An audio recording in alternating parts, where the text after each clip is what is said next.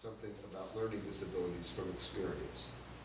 The overwhelming majority of things that are, quote, diagnosed today as learning disabilities are not real, inherent physiological disabilities. They're system-caused disabilities.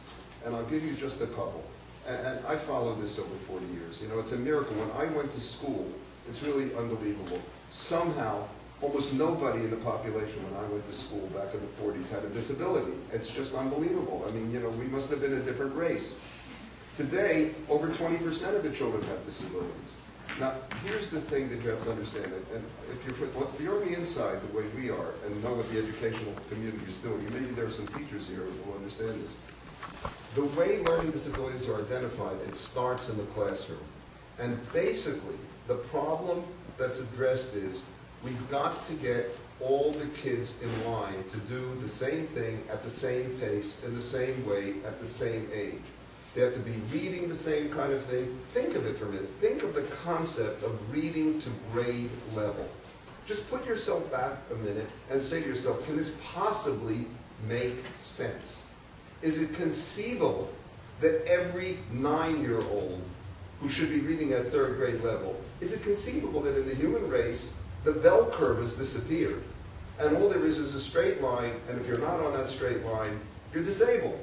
You know, everybody should be reading the same thing in 3rd grade in the same way. And the same material. Doesn't make any difference whether they're interested in the material or not.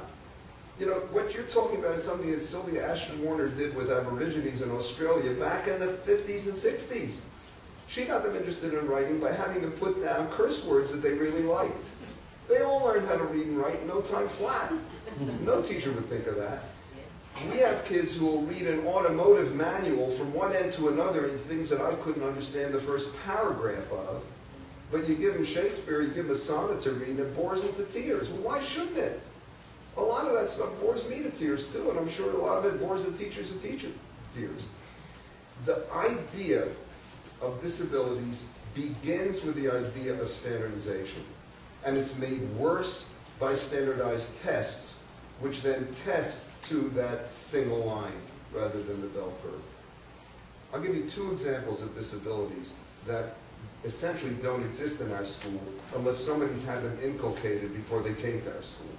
One is dyslexia. Now, it's probable that there is a fractional percentage of the population who literally are dyslexic. It's possible. It's been reported that some kings in the 18th century were purely dyslexic. Well, nothing would surprise me with those inbred lines of royalty. But in reality, forcing somebody to do something when they're not ready or interested will breed an opposition that creates a block. The most common block created in schools is a math block. Kids hate math. Tiny percentage of kids take to it, the others hate it, right? We haven't yet diagnosed a mathematical disability. That'll come in a few years. They don't want to read at a certain age. They're identified as dyslexic. Now, we don't teach reading. We don't teach reading at all. In fact, we don't teach anything. We only respond to what the kids ask us, and they usually teach themselves. All of our kids teach themselves how to read at some age or another. But we have kids who learn how to read as late as 13. One girl who is now a prize-winning documentary maker who's on PBS and everything, learned how to read when she was 13, and by the time she was 16, she was reading philosophy that I wouldn't touch with a 10-foot pole. Okay? The one girl we had out of our 3 children didn't want to read till she was 10. She was writing when she was 6 because she thought it was pretty. But she had no idea what she was writing. Okay? We have example after example of this. And our kids don't have dyslexia. Okay? Another disorder that I love is oppositional disorder. I don't know how many of you have heard of oppositional disorder. Oppositional disorder means they don't want to do what they're told to do. It's a disorder.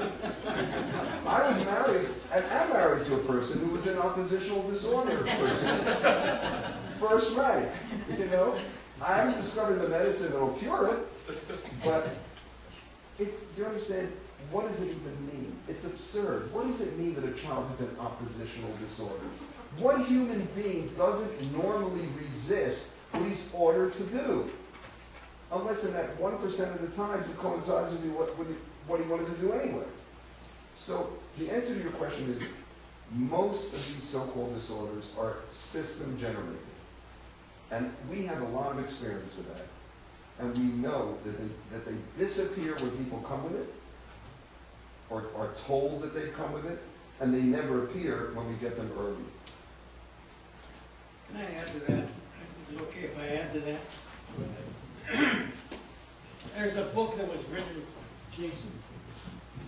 There's a book that was written well over 40 years ago. Thank you. Shelley, you should introduce yourself for the sake of the YouTube audience. Okay, I'm Sheldon Rovin.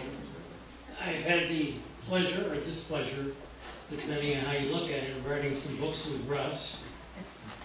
I read a book about, 45, 50 years ago. It was called Hooked on Books. You familiar with it? It's fascinating because he inherently had the understanding that the two of you have, and I hope I have. He had a group of inner city kids in New York. I don't remember what grade, first, second, third, somewhere in that ilk. In any event, they wouldn't read. They didn't want to read. They hated reading. So they got this teacher, excuse me, and he said to them, I want you to bring something into class that interests you. They brought in comic books. They brought in popular science. And I can't remember all the other different books they brought in, or magazines. This is what they wanted to read. And at the end of whatever time frame it was, you remember the time frame? These kids were reading as well as anybody else at grade, if not better. And I think this is an application of what you're talking about.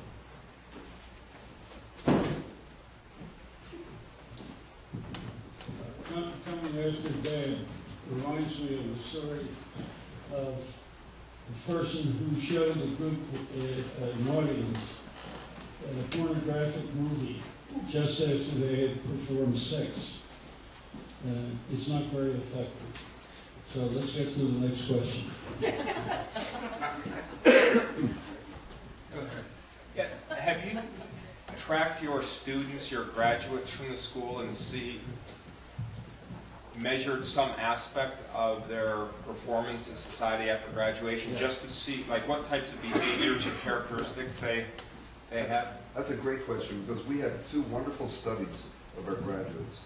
One is called Legacy of Trust, and it was made in the 90s, and it's an extensive study of a large population. Now, more recent is a study made in around the year 2000 that tracked another population.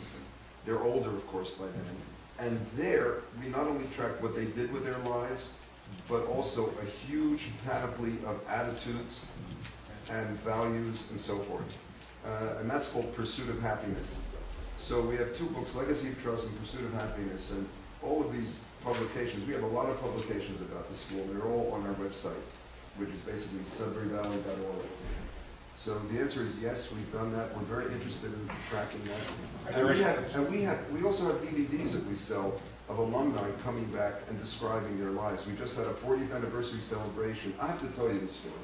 We had a 40th anniversary celebration where we wanted to have 5 alumni tell the audience their life experience. And we've chosen from the different decades. So it was a nice spread of alumni. And when we sat down to try to figure out, well, who should we pick and who has sort of an interesting, varied life story? And we picked this one and that one and that one and that one. And then we looked at the list and we said, oh my God, not one of these went to college. Okay? We had one alumnus who was a vice president of Whole Foods. I'm sure you've all heard of Whole Foods. He started as a cashier in a natural food supermarket that some of us founded back in '76, and he worked his way up to that. Never went to college. We had a graduate who's become the marketing director of Dover Saddlery. Any of you who are into anything equestrian will know that that's the leading provider of equestrian equipment in the country. Huge organization. She's a marketing director. She never went to college. And it went on like that. We have a girl who's a personal assistant to Eric Bogosian.